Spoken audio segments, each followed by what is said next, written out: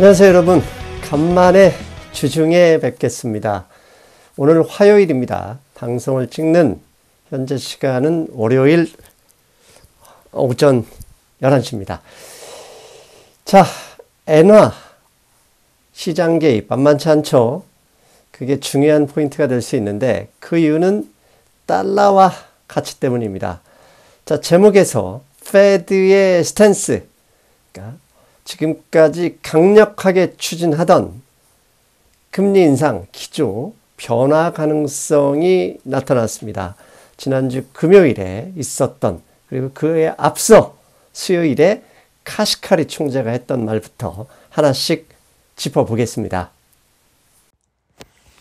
페드, 미국 연준의 입장, 스탠스의 변화는 시작되는가? 오늘 제목입니다. 지난주 금요일 연준의 이사진들 두 분이죠. 크리스토퍼 윌러 이사, 그 다음에 메리 데일리 샌프란시스코 페드 총재 두 분의 발언에서 등장한 피벗, 태세 전환이죠. 그러니까 금리 인상의 조그만 변화 가능성이 등장했습니다. 이에 증시는 상승으로 반응을 했고 달러와는 하락 전환이 되었죠. 크리스토퍼 월러, 그러니까 금요일 한국 시간으로 아마 저녁 8시 경이었습니다. 이걸 멤버십 게시판에 속보로 올렸었는데 월스트리트저널은 크리스토퍼 월러 이사의 발언을 보도했습니다. 즉, 그 발언 내용을 보면 12월 이후, 즉 11월 0.75% 인상 이후 12월부터는 금리 인상 속도 조절에 대해서 아주 진중하게 토론할 수 있다. 이런 이야기를 했습니다. 당시 다우지수가 마이너스 250포인트 정도 하락하고 있었는데 월스트리트저널의 이 크리스토퍼 월러 이사의 발언이 나오면서 순식간에 플러스 전환이 되기도 했습니다. 그리고 한국 시간 자정 무렵 샌프란시스코 데일리, 메리 데일리 페드 총재가 앞서 이야기했던 크리스토퍼 월러 이사의 발언과 일맥상통한 금리 인상 속도 완화 논의가 시작될 때도 되었다. 이런 발언을 했습니다. 그래서 금요일 여러분 알다시피 토요일 새벽에 마감한 미국 증시 크게 상승 마감했죠. 그 전에 그러니까 지난주 수요일입니다. 카시카리 총재가 아마 카시카리 총재는 미니애폴리스 총재라고 알고 있는데 필라델피아인가요? 아무튼 그 카시카리 총재가 강경 발언을 했습니다. 그래서 당시 주가가 상승하고 있다가 이분 발언이 나오면서 마이너스로 끝났었죠. 그런데 이분의 발언 내용에 기준금리가 5%를 넘어야 한다. 이런 내용이 있었지만 증시는 예상만큼 크게 하락하지 않았습니다. 왜 그런가 살펴봤더니 사실 국내 신문에는 카시카리 총재의 전체 발언이 나오지 않았지만 블룸버그 기사를 찾아보니까 이런 발언 내용이 있습니다. This inflation didn't come from the labor market. 즉 이번에 인플레이션 물가 급등 상황은 지금 고용시장 즉 노동시장이 강력해서 월급이 많이 올라서 실업률이 최저로 떨어져서 그래서 소비혈액이 높아져서 온 게 아니다. 그런 의미입니다. This inflation came from supply chains and energy and commodities. 즉 공급망이 훼손됐고 에너지 및 원자재 가격이 올라가면서 어쩔 수 없이 온 것이다. 이런 발언을 했습니다. 자, 이게 왜 중요한 포인트냐. 지난 7월 달에 CPI가 헤드라인 CPI 이게 고점을 찍었다. 피크아웃이 나올 가능성이 있었다 이랬는데 웬걸 9월 그리고 10월에 나온 CPI 8월과 9월의 CPI가 코어 CPI 부분에서 크게 올랐죠. 왜? 서비스 가격 상승 때문에 올랐습니다. 그런데 이게 지금 클리브랜드 홈피에 제가 여러 번 말씀드리죠. 인플레이션 나우 캐스팅을 뒤져보면 이번 주 금요일에 발표할 PC가 또다시 오를 가능성이 높게 나와 있어요. 그럼에도 불구하고 카시카리 총재가 인플레이션이 원자재 및 서플라이 체인의 훼손에서 나왔다라는 발언을 했어요. 즉 앞으로 향후 적어도 12월 FOMC부터는 서플라이 체인, 에너지 및 상품 가격의 하락을 고려하겠다라는 의미로 해석할 수 있다는 겁니다. 즉 결국 계속해서 11월 1일과 2일에 있을 FOMC에서 또다시 0.75%를 인상하면 기준금리가 4%가 되고, 그렇게 되면 서비스 분야, 즉 코어 CPI를 올리고 있는 이 부분도 하락이 가능하다라고 인정하는 발언일 수 있다는 얘기입니다. 그렇다면 서플라이 체인과 관련해서 올랐던 모든 관련 지표들이 어느 정도 있는지 살펴볼 필요가 있죠. 지금 보시는 그림은 다 모았습니다. 즉 원자재 가격, 그 다음에 소비자 기대 인플레이션, 기대 심리, 그 다음에 맨하임, 즉 중고차 거래 가격, 스몰 비즈니스 등등등등 개솔린 가격까지 현재 주요 가격들이 오른쪽 붉은 선 박스에 보시면 아시듯이 이미 팬데믹 직전 수준으로 충분히 내려왔다는 얘기입니다. 그렇다면 카시카리 총재, 그리고 연이어서 메리 데일리, 그리고 크리스토퍼 윌러 이사가 발언한 내용을 추정을 해보면 서비스를 제외하고는 공급망, 서플라이 체인, 에너지 및 상품 가격이 이미 원위치 되어 있고, 그리고 11월 1, 2일에 0.75% 다시 추가로 금리를 인상한다면 기준금리가 4%가 될 것이고, 그렇다면 서비스 분야도 코어 CPI를 계속 인상은 아니고 코어 CPI를 올리고 있는 서비스 분야도 안정될 수 있을 것이다 는 의미도 포함되어 있는 것이다, 이렇게 저는 해석하겠다는 의미입니다.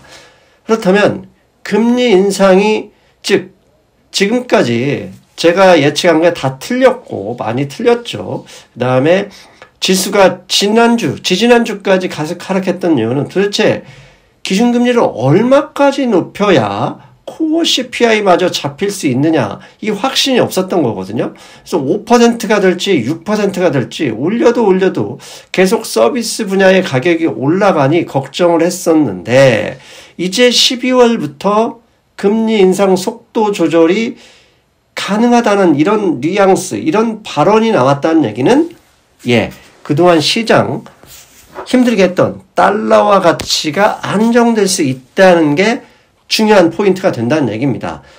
지금까지 증시, 그 다음에 금융시장 전체 흐름을 보면 달러화가 먼저 상승을 시작했고, 그 달러화 상승에 연이어서 시차를 두고 채권금리, 그리고 채권금리가 상승하고 시차를 두고 주식시장이 하락하기 시작했다는 그 가능성, 그 포인트를 보면 달러화가 이제 금리 인상 속도 조절이 현실화된다면 하락화될 수 있고, 그렇게 되면 채권금리, 주식시장으로 안정화 기조가 이어질 수 있다는 것입니다.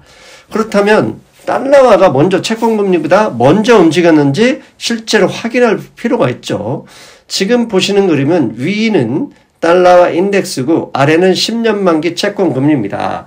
달러화 인덱스가 본격적으로 51선 위로 상승 기조를 탄 것은 2021년 6월부터입니다. 6월 저점을 다시 확인하고 현재까지 계속 111까지, 고점은 115까지 갔었죠. 까지 상승했었는데, 아래 10년 만기 채권금리를 보면 달러화 인덱스가 저점을 형성한 후 2달 후에 약 8월 정도부터 본격적으로 상승 랠리를 펼쳤습니다.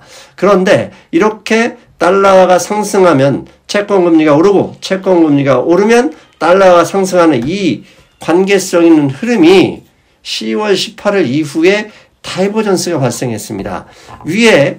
바로 위에는 10년 만기 채권금리고 아래는 달러화 인덱스입니다. 오른쪽 붉은 박스를 보시면 10월 18일 이후에도 채권금리는 계속 상승했지만 그때부터 달러화 인덱스는 채권금리를 따라서 올라가지 않고 오히려 하락할 가능성, 하락할 시기만 보고 있었던 느낌입니다. 마치 금요일에, 그 다음에 지난주 수요일에 카시카리 총재 및 페드 보드진들이 금리 인상 속도 조절론을 가지고 나올 가능성을 알고 있었다는 듯이 이렇게 달러화가 먼저 채권금리 상승과 반대로 움직이고 있었다는 점. 그러다 보니 지금 나스닥 지수와 채권금리를 비교해 놓은 그림인데요. 아래는 나스닥 지수, 위에는 10년망지 채권금리입니다.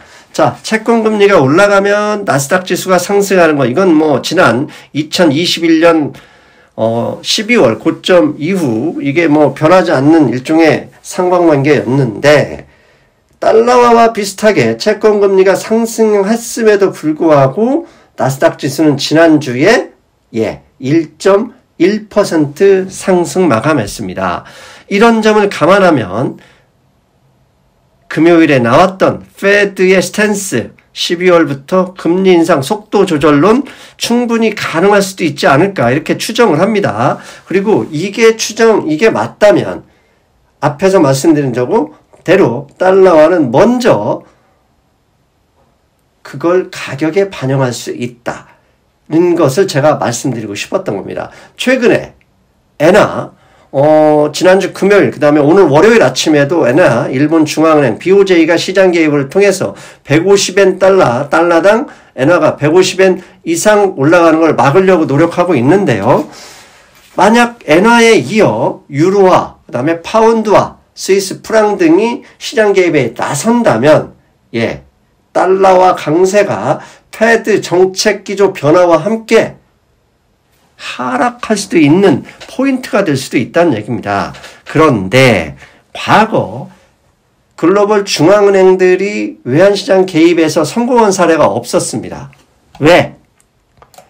외환시장에 개입한다는 얘기는 자국통화가치 하락을 막아내기 위한 건데, 자국통화가치 하락을 막는다, 달러를 시장에 퍼부어야 됩니다. 그런데 달러는 한정되어 있었죠. 그래서 지금까지 2013년 이후에 글로벌 영국이나 일본이나 외환시장 개입은 매번 실패로 끝났었습니다. 그러나 그건 2013년 이전이고요.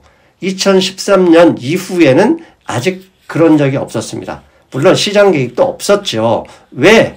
13년 이후에는 페드가 글로벌 주요 핵심 중앙은행들과 무제한 상설, 통화 수입 라인을 상설로 개설해 놨기 때문에 이번 엔화의 시장 개입이 오히려 과거와 반대로 성공할 가능성도 배제할 수 없다는 생각입니다. 지금 보시는 그림, 미국의 연준, 페드는 ECB, BOJ, BOC, 뱅크 오브 캐나다입니다. SNB, 스위스 내셔널 뱅크, BOE, 뱅크 오브 잉글랜드, 이 5개 은행과 2013년 이후에 무제한 통화서 상설 라인을 개설을 해뒀습니다. 즉, BOJ가 엔화 시장 개입에 성공하고 그로 인해서 물가가 조금이라도 낮춰줄 수 있다면 ECB, BOE, 그 다음에 SNB처럼 스위스 중앙은행처럼 다른 중앙은행의 시장 개입도 가능성이 있다는 얘기입니다. 그렇다면 달러화 가치가 페드의 정책 변화 가능성과 함께 해외 중앙은행들의 시장 개입 가능성으로 하락 안정화가 된다면 증시도 안정을 보일 가능성이 높다는 이야기입니다. 지금 보시는 그림은 10월 12일, 10월 20일 만기로 일주일간 스위스 중앙은행과 ECB 유럽 중앙은행이 달러 수합 라인을 사용했다는 그런 그림입니다. 스위스 중앙은행은 62억 달러, ECB는 2억 1000달러 정도를 사용을 했네요. 이 이야기는 금액에 상관없이 아주 전 중요한 포인트라고 봅니다. 왜?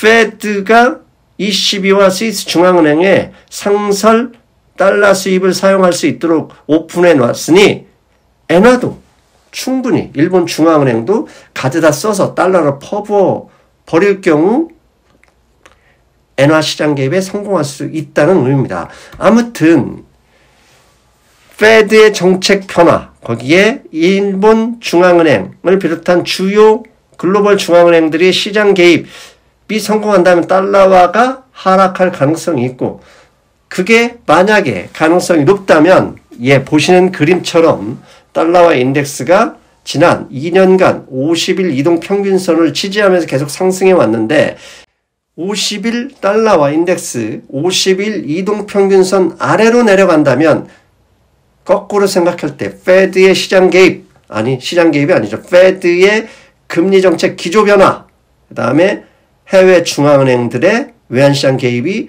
성공할 수 있다는 것을 미리 보여주는 지표가 될 수 있다.